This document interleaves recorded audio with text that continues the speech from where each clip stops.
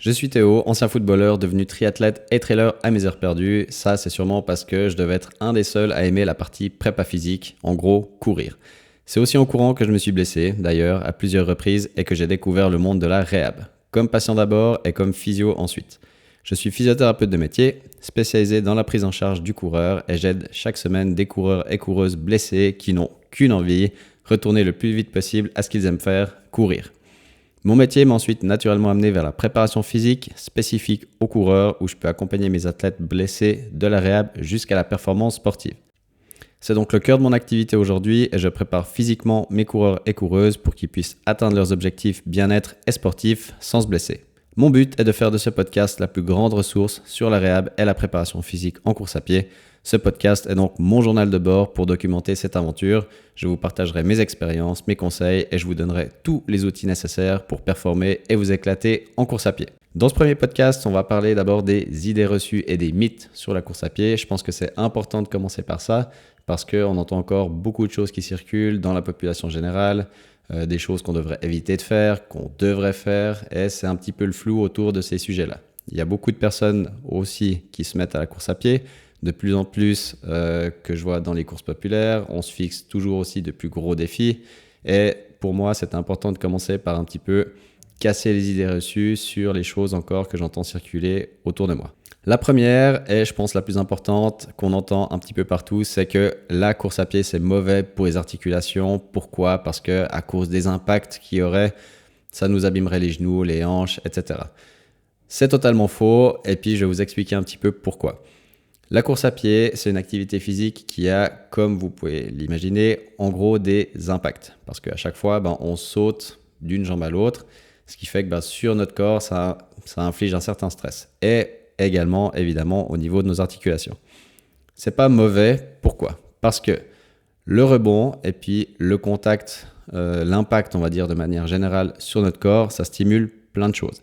Déjà, au niveau osseux, ça permet de maintenir votre densité osseuse. Ça veut dire quoi ? Ça veut dire que ça va maintenir vos os solides et ça va éviter que, notamment au fur et à mesure des années, ils deviennent un petit peu plus poreux, ce qui fait que vous allez pouvoir prévenir tous les phénomènes liés par exemple à l'ostéoporose. Par rapport à l'arthrose également, la course à pied c'est excellent. Pourquoi ? Parce qu'on sait que l'arthrose c'est une diminution de votre cartilage entre vos articulations. Ça fait mal évidemment certains jours, d'autres moins, mais la course à pied, c'est pas un interdit. Évidemment que vous pouvez courir avec de l'arthrose. Pourquoi ? Parce que quand vous courez, de nouveau, vous maintenez votre densité osseuse, vous stimulez plein de processus à l'intérieur du genou, je vais rester assez global ici, vous libérez des endorphines lorsque vous courez, qui sont en gros les hormones du bien-être, donc vous pouvez agir sur les douleurs liées à l'arthrose. Le phénomène en lui-même, malheureusement, on n'y peut rien, mais sur les douleurs qui en découlent,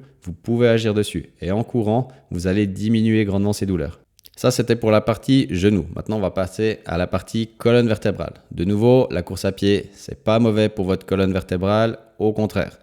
Avec ces petits mouvements de micro-impact, la course à pied, ça va venir de nouveau maintenir votre bonne densité osseuse au niveau des vertèbres. Ça veut dire que vous allez de nouveau diminuer tous les phénomènes qui seront liés à l'arthrose et à l'ostéoporose, ou en tout cas les retarder. Ensuite, par rapport à vos disques intervertébraux, là je vais venir sur la partie un petit peu plus hernie discale. Pour celles et ceux qui en ont déjà eu, vous savez ce que c'est. Pour les autres, en gros, une hernie discale, c'est lorsque votre disque intervertébral il déborde un petit peu entre vos deux vertèbres et il vient s'appuyer sur vos racines nerveuses.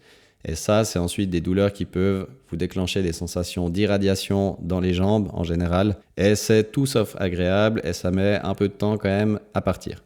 De nos jours, on opère de moins en moins les hernies discales parce qu'elles se résorbent d'elles-mêmes. Si on revient sur la course à pied maintenant, la plupart des coureurs qui courent, on va dire les coureurs récréatifs, voire professionnels, c'est des personnes qui ont moins d'arthrose au niveau de la colonne et moins de hernie discale. Pourquoi ?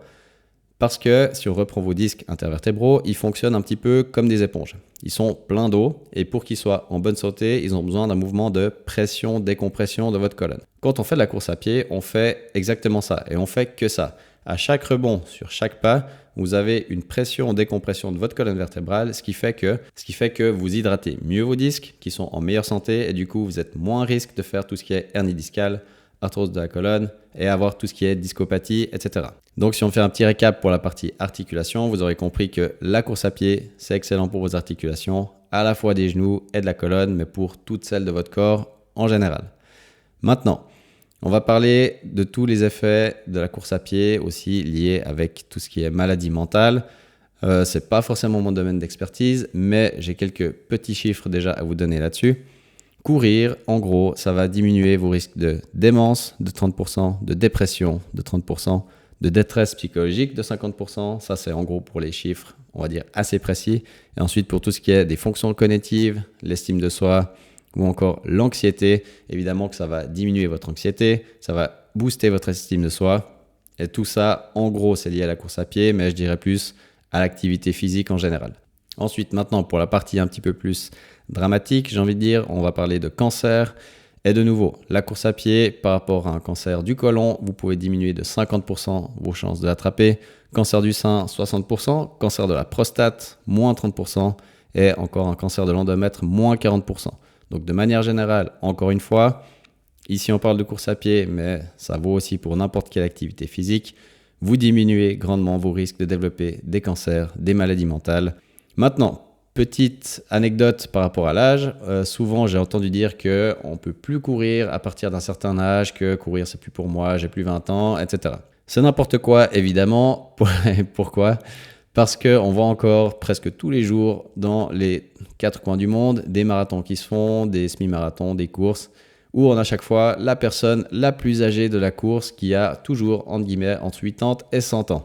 Donc oui, vous me direz peut-être qu'ils ont un métabolisme différent, ils sont extraordinaires, ils n'ont jamais rien eu dans leur vie. N'empêche que c'est des personnes qui courent à 90 ans, même peut-être s'ils courent pas très vite, eh ben ils courent quand même. Et on peut quand même s'enquiller des marathons à passer 80 ans. De nouveau, ça va dépendre quand même de votre expérience de coureur, de la manière dont vous vous entraînez. Évidemment que je ne pense pas que c'est des personnes qui ont fait la night tous les 2 jours. Ils ont dû quand même avoir une certaine hygiène de vie, mais ils ont dû surtout aussi avoir la course à pied comme activité physique régulière pendant toute leur vie. Après, j'ai aussi entendu des histoires où des personnes se sont mises à la course à pied à passer 60 ans, qu'ils ont adoré ça et qui depuis sortent 2, 3, 4 fois par semaine et qui se font leur petite sortie jogging pendant 30 minutes, 1 heure et ils n'ont pas plus de problèmes que ça. Peut-être qu'ils ont un petit peu d'arthrose, il y a des jours où ils ont peut-être un peu plus mal que d'autres, mais du coup ça ne les empêche pas d'aller courir. Et à l'inverse, une fois qu'ils sont allés courir, c'est là qu'ils diminuent un petit peu leur douleur, alors peut-être temporairement, mais c'est déjà tout ça de gagner, d'accord ? Donc l'âge et la course à pied, allez-y à n'importe quel âge, vous pouvez vous y mettre quand vous voulez, commencez progressivement et vous allez adorer ça, vous verrez. Ensuite, une petite partie cardiovasculaire pour tout ce qui est pathologie cardiovasculaire. Évidemment que la course à pied, ça va vous aider là-dessus. Pourquoi ? Parce que c'est une activité cardio. Donc vous allez booster le muscle qui est votre cœur à éjecter du sang dans tous les organes de votre corps. Vous allez booster aussi le retour veineux. Donc évidemment que tout ça, ça va solliciter une meilleure oxygénation de vos organes, de vos muscles, le meilleur retour veineux. Donc vous allez booster votre système cardiovasculaire. Idem pour la partie respiratoire. Vous savez que le cœur, il éjecte autant vers les poumons que vers, en gros, le bas de votre corps. Donc la course à pied, ça va évidemment booster toute votre capacité respiratoire, métabolique, donc tout ce qu'on englobe dans le cardiovasculaire. On parle un petit peu d'obésité parce que c'est un sujet qui est revenu un petit peu sur la table aussi de temps en temps, comme quoi les personnes en situation d'obésité, c'était une mauvaise idée qu'elles courent, en gros, parce qu'elles mettaient beaucoup trop de charge sur leurs articulations. Alors, oui et non. C'est vrai que plus on a de poids, plus on met de charge sur nos articulations, ça c'est vrai. Mais par contre, les personnes en situation d'obésité, elles ont des bien meilleurs comportements de gestion de l'impact au sol que des personnes, en guillemets, fit, qui se mettraient à courir. Pourquoi ? Parce que justement, comme ils ont du poids, ils vont adopter un style de course, une manière de courir qui sera beaucoup plus douce au sol. En général, c'est des personnes qui vont poser talons et qui vont un petit peu plus dérouler le pas au sol. Ça va se faire de manière beaucoup plus fluide que quelqu'un qui serait vraiment médio-pied, voire avant-pied, qui va venir à chaque fois taper au sol. Donc l'obésité, c'est clairement pas un facteur qui peut vous interdire de courir. Au contraire, vous pouvez courir quand vous êtes obèse. Et en plus, par rapport à la population générale, vous saurez sûrement mieux gérer vos comportements d'impact au sol. Ensuite, on parle un petit peu de sommeil. Évidemment que la course à pied, ça va améliorer votre sommeil, non pas juste parce que c'est de la course à pied, mais parce que c'est une activité physique. Et qui dit activité physique dit que vous vous fatiguez plus que, en gros, votre métabolisme de base à la journée. Donc, vous avez votre journée de travail. En plus, vous mettez une petite sortie course à pied ou n'importe quelle activité physique. Vous allez être évidemment 2 fois plus fatigué le soir. Donc, meilleure capacité à vous endormir, meilleur sommeil sur toute la nuit parce que vous allez être mort, simplement. Donc allez courir et dormez comme des bébés. Et puis je vais finir par la partie bien-être. Évidemment que quand vous allez courir, vous allez diminuer tout ce qui est stress, anxiété, douleur. Pourquoi ? Parce que quand on court, en général à partir de 15-20 minutes, on sécrète une hormone qui est appelée endorphine, que vous connaissez déjà peut-être un petit peu, qui est en gros l'hormone du bien-être. Donc ça va diminuer toutes vos douleurs que vous pouvez avoir, ça va vous libérer la tête aussi. Surtout après une grosse journée de travail où vous en avez plein la tête.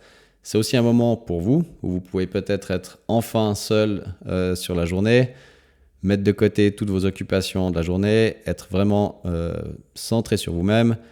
Quand vous courez, après, certains aiment plutôt la musique, plutôt sans musique, plutôt de la compagnie. On s'en fout. Tant que vous faites l'activité, c'est quelque chose qui vous sortira entre guillemets de votre quotidien. C'est une activité autant sociale qu'individuelle. Soit pour le côté social, voilà, vous voyez du monde, vous pouvez discuter de plein d'autres choses quand vous courez au bord du lac avec les copains, les copines. Ou alors si vous êtes tout seul et puis que vous êtes un adepte peut-être de la nature, de poser les écouteurs à la maison et puis voilà, de sentir votre respiration, écouter ce qui se passe autour de vous, vider la tête, en gros, vous faire plaisir. Donc la course à pied, c'est plein de mythes, c'est plein d'idées reçues. De manière générale, retenez-en que pour les articulations, ça n'a aucun rapport et aucun risque de vous faire plus de mal que les douleurs que vous avez déjà. Au contraire, ça peut même les soulager. Et ensuite, ça a plein d'effets positifs sur tout ce qui est cardiovasculaire, cancer, santé mentale, sommeil, etc. Donc oui, là, je parle surtout de course à pied. C'est valable aussi pour les autres activités physiques, mais quand même plus, par exemple, pour la partie arthrose, ostéoporose.